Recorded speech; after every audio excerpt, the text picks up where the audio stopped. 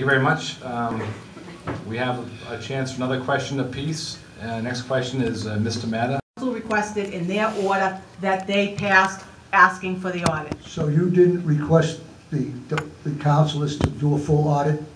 You said you were going to do a full audit, soup to nuts, and they said no? It's not up to me for request of the council. The council puts their orders together, and that's what they put forward, and that's what they passed, and that's what the audit was. So you couldn't go to them and request a full audit? You should have gone and said, look, I told the people who were going to give them a full audit. Why are you doing this to me? If you recall, I was going to ask for the audit ahead of time, but then the council determined that they wanted to ask for the audit, so they did, and they asked for what they wanted, and that's what they got, what was in the order. I'll say, Mr. Matta, anything else? I'd like to know also why you won't make comments on what's going on with the water department. They are absolutely bullying and harassing people. I talked to a constituent this morning, and he said a friend of mine that has a friend who has husband's in the hospital, VA hospital, sick. She is on Social Security. The city put a lien on her house, and now her mortgage payment is going to go from $1,000 to $1,800. She's going to lose her house. This is what this water department has done to these people, and you stand by and do nothing and say nothing and allow this man, Mr. Thorson, to bully and harass these people. What they have done to the people in the city of water bills is an atrocious abomination. They sent out a letter to Bob Ford stating that they were going to give him all these abatements, and they asked him to sign a release. So he went and called up the water department and he said, is this going to be over for me? Is this finally done? Am I finally going to be ready to get on with my life? And the woman said, almost, you still owe us $4,000 almost. And they didn't put that in the letter. If he had signed that release, they would have then sent him a bill for almost $4,000, which he does not owe. All right, Mayor Balzotti, chance to respond. Mr. Matta, I'm not going to address individual specific accounts. What I am going to say is that we have developed a look-back policy that will address those issues that individuals are having, those particular individuals are having with those bills. They are being addressed. Individuals who are receiving their letters are calling DPW. They've had the opportunity to sit down.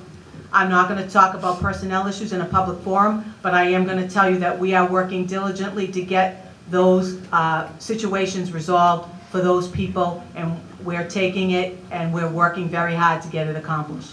Excuse me, but if I was the mayor, I would have fired him. Okay. He's incompetent, he's arrogant, and he's treating these people like dirt. These people are going to lose their homes because of incompetence of the city and the fact that Mr. Condon would not give Mr. Thurston the money for meters when you had the money in the bank. Final word to Mayor Balzotti on this. This is right at the foot of Mr. Condon, and you keep going at it, saying how great he is. All I will say is that the first month that I was in office, I was made aware that the city had twice tried to apply for low-interest loans from the Sewer Water Relief Fund in order to do meter replacement, and the funding was denied twice. And I told Mr. Thorson to apply again, which they did, and on the third time we did receive that money, and the meters are being replaced. Thank you. Why weren't they replaced when Mr. Thorson originally asked for it? You've had your questions. It's now time for Mayor Balzotti's last question to Mr. Matta. Mr. Matta, since taking office, I have worked closely with local, state, and federal law enforcement to ensure that we are working collaboratively to fight crime and violence in our city. We have hired new police officers and new firefighters. The first new firefighters hired since 2007. You talk of hiring 80 new police officers while stating that you would take a 20% pay cut. That pay cut is approximately $26,000. Where does the other $4 or $5 million come from for these new hires? I told you, the desal plant doesn't have to be paid by the city of Brockton.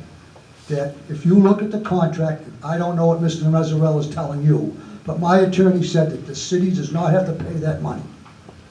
And that's why I'm asking for an outside attorney to come in and look at the contract. Someone who has no interest in the city of Brockton. Well, Mr. Matta, I think you'll be sadly mistaken when you find out that, in fact, you can't use that money for police officers, and then you will, in fact, not be able to honor and hire 80 new police officers. Well, if we don't have to pay them the $5 million, what are you going to do with the $5 million? And then we had a $19 million surplus in the budget last year. 17 million, you said, was used for, to balance the budget. Where did the other 2.2 million go? Mr. Matta, I've explained ad infinitum what free cash is and where it goes. It fills the budget deficit gap. When we look at the budget, fixed costs based on revenues coming in, based on local aid, we know we're going to have a gap. It's sometimes can be upwards of over $20 million.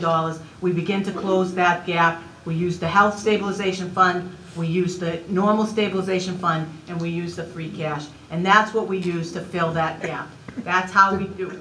Well, you said 17, in fact, after I went on cable and said that we had a $19 million surplus, you told me I didn't know what I was talking about. You said it was only 17 million. It was 19 million, and I have it right here in black and white. Now, what happened? You didn't answer my question. What happened to the other 2.2 million? If you use 17 million to balance the budget, that means the budget's balanced, your bills are going to be paid. What happened to the other 2.2 million?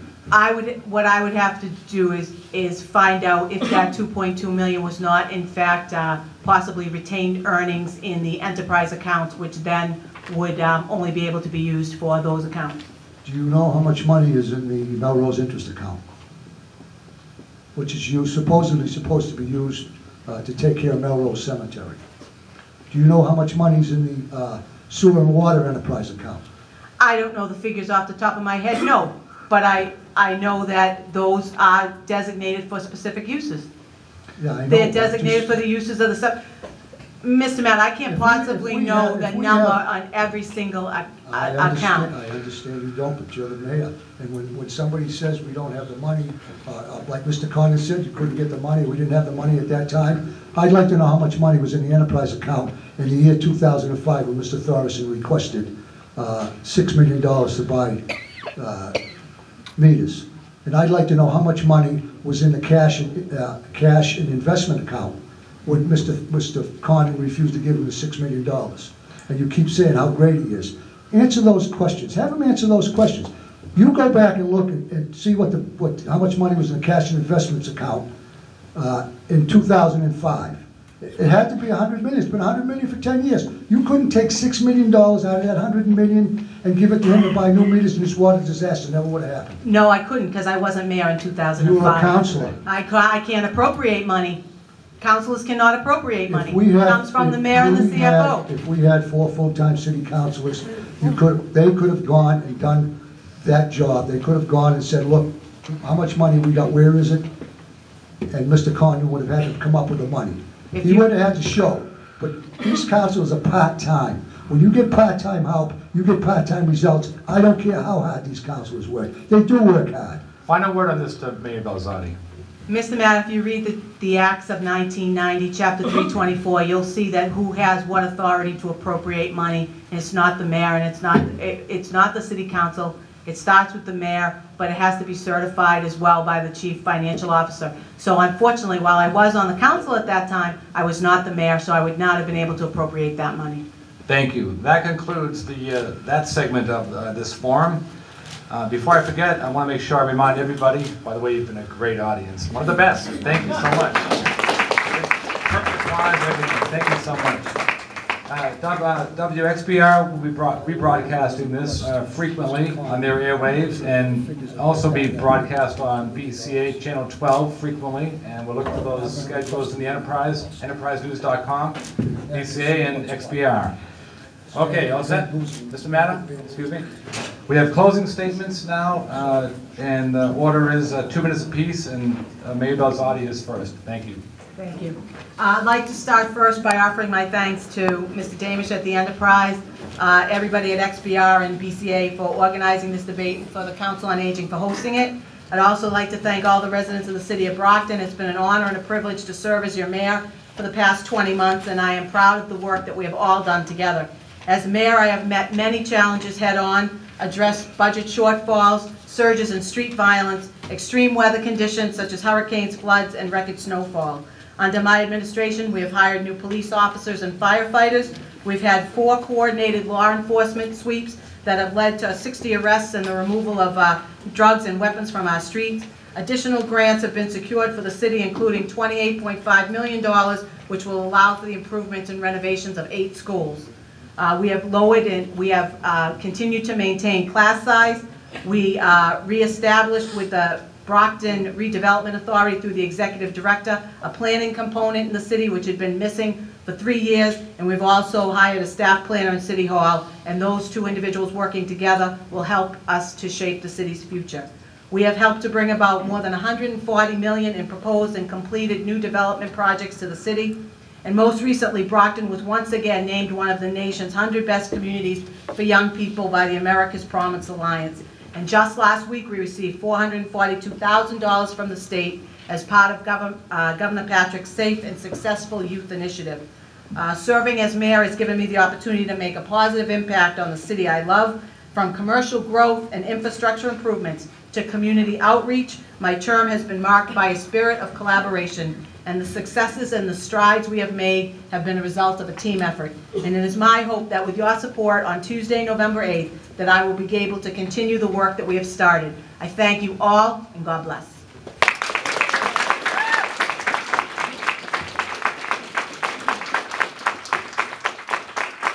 This audience has earned the right to applaud. Thank you. Mr. Matta, 2 minutes closing statement. I would like to thank WXBR, Brockton Cable Access, the Enterprise, and the Senior Center for hosting this debate. We must make Brockton a safe and thriving city. First and foremost, we must put more police on the street to make the city safe for all residents. A safer city means that we will be able to attract businesses, which will result in jobs and expand the tax base, and people will come to Brockton. Running a city is no small task. As I said in the past, I do not plan to do this alone. When I become mayor, I plan on making 4 at-large councilors full-time. Any top executive of a corporation the size of Brockton has officers alongside of him. Why should the city of Brockton be any different? The model we have now is not working. In the last 20 years, our city's gone downhill. You've been in office for 20 years. As a result of the many failed deals, such as the Rock Stadium, the desalination plant, which cost Brockton millions and millions of dollars. When we eliminate these deals, that money will be used for police, fire, and infrastructure improvements. As mayor of the city with 4 full-time city councilors, Brockton will not be led into any of these failed deals that I have previously mentioned. This would result in accountability and transparency in the city government. I will request Mr. Condon, the CFO of Brockton, to disclose the breakdown of the $122 million in cash and investments. The city has 245 employees making over $100,000 a year. That's a great thing. But ask yourself, with a median income of less than $29,000 a year in Brockton, is the city working well for you? Thank you, Mr. Matta. Thank you. Thanks again to Mayor Balzotti, Mr. Matta, to Janice Fitzgerald for kindly hosting this event, to Council on Aging, all of you for being here. A reminder, we have the 5 members running for Council at Large appearing here next, 5:15 to 6:15. And I thank you. Watch once again on BCA Channel 12, XBR 1460, EnterpriseNews.com, and the print product you still have, the Enterprise. Steve Damer saying good day. Thank you for coming.